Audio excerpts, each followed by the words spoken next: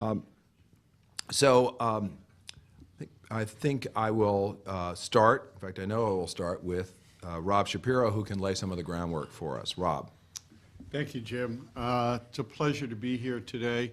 I also have some long connections to Poland. A classmate of Jeff Sachs.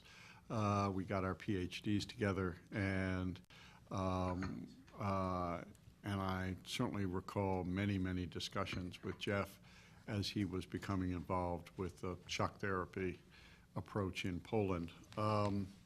I also should mention that I'm participating in a similar panel in Warsaw next week. I'll be doing it by video conference. And I think that indicates the rising interest in and concern about the matters we're going to discuss today. I want to provide some of the big picture about the importance of foreign direct investments, or FDI, to developing countries generally and to Poland in particular. FDI has become really the critical factor in the rapid modernization of many developing countries. If a developing country can offer certain domestic resources along with a stable economy and a government that respects the rule of law, multinational corporations are prepared to transfer their advanced technologies and indeed entire business organizations. This is a new model of development, which really has only emerged in the last 20 years. And certainly most notably by China. It really took the place of long-time protectionist approaches to development. These transfers provide the basis for both large gains in productivity and growth and the formation of new domestic businesses and even new industries in the developing nation. FDI transfers drive modernization in a number of ways. Sometimes they involve joint ventures where the multinational provides new technologies, operational knowledge, and management skills, as well as its network of international suppliers and customers. The local company usually provides knowledge of the home market, a network of relationships with local workers, suppliers, and customers, and sometimes a domestic brand. Over time, the workers and executives from the local company gain the operational and managerial knowledge and techniques to run their own modern businesses. Other employees gain new skills and experience, which raising their productivity, and some will leave to work for other domestic enterprises. And the technologies and practices brought in by the multinational become examples for local firms, some of which will adopt them. FDI spurs the formation of new local firms to provide goods and services for the FDI-backed enterprise, or it spurs local companies to upgrade their operations in order to provide these goods and services. Some of the products produced by the FDI-backed venture will be exported to third countries, and intermediate inputs will be imported. These dynamics create new import and export networks, which other domestic companies also can use. Finally, the incomes generated from all of these channels increase demand for other local goods and services, supporting the creation, expansion, and modernization of other local businesses. Now, some countries are more successful than others in attracting FDI and extracting these benefits. In 2009, for example, Asian developing countries held about 60% of the entire stock of FDI in all developing countries. Decisions about where to locate FDI are complex. In some cases, FDI reflects decisions to develop and exploit natural resources, such as minerals or foodstuffs. I've done some work with Mongolia on this, and then export them.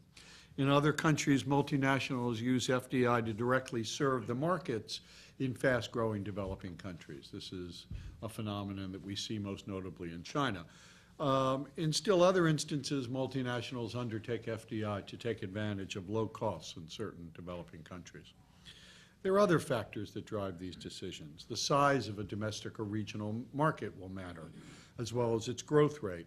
The costs of doing business in a particular place usually matter, including tax rates, the availability and price of skilled and unskilled labor, and the state of a country's energy and transportation infrastructure. One of the reasons FDI is relatively low in India, for example, is the primitive state of its energy infrastructure.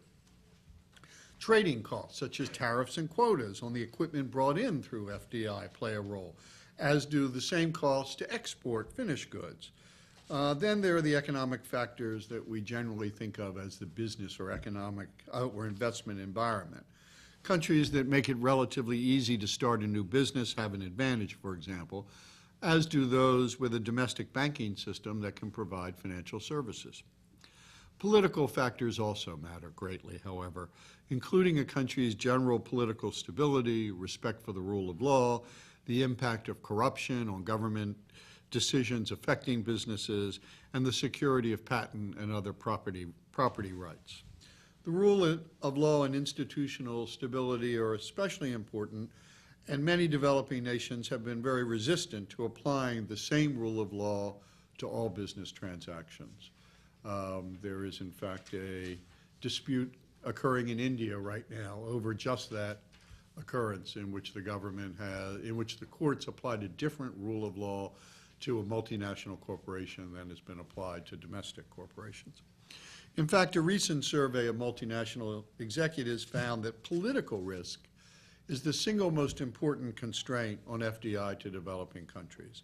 These political risks include breaches of contract by a government, adverse regulatory changes, expropriations, political violence, failures to honor sovereign guarantees. Consider Turkey. Despite its economic potential and liberal laws for FDI, the country lags far beyond other emerging markets in attracting FDI. A principal reason appears to be inconsistent application of laws and regulations and courts that don't enforce government contracts with multinationals. This brings us to Poland, which relies on FDI both to offset insufficient domestic savings to meet domestic investment demand and for access to advanced technologies and business methods. FDI inflows to Poland provide about 1/5 of all domestic investment, even though business investment rates in Poland have been persistently lower than in Hungary, the Czech Republic, and the Slovak Republic. Compared to these three other OECD member countries in Eastern Europe, Poland has the lowest stock of FDI relative to GDP, about half the level of Hungary and 20 to 30% lower than the Czech Republic and the Slovak Republic. The vital role of FDI in Poland is also very clear, however. In 2007, 18,000 foreign-owned companies there employed 27% of all Polish workers, and these companies accounted for 26% of all fixed business assets, 40% of all sales in Poland, and 2/3 of Poland's exports. The productivity of these foreign affiliates also is much higher than that of domestic firms in Poland, 80% higher, in fact. And foreign manufacturing affiliates pay monthly salaries that on average are 55% higher than domestic manufacturers. FDI also has been critical to Poland's infrastructure development, especially in telecommunications, which is so important both for modernization generally and for a country's integration into the global economy. Even as Poland's telecom network has become dependent on foreign resources, most analysts believe that Poland has a long way to go. In 2009, telecommunications represented 5% of the total stock of FDI in Poland, well below the average for Eastern European countries.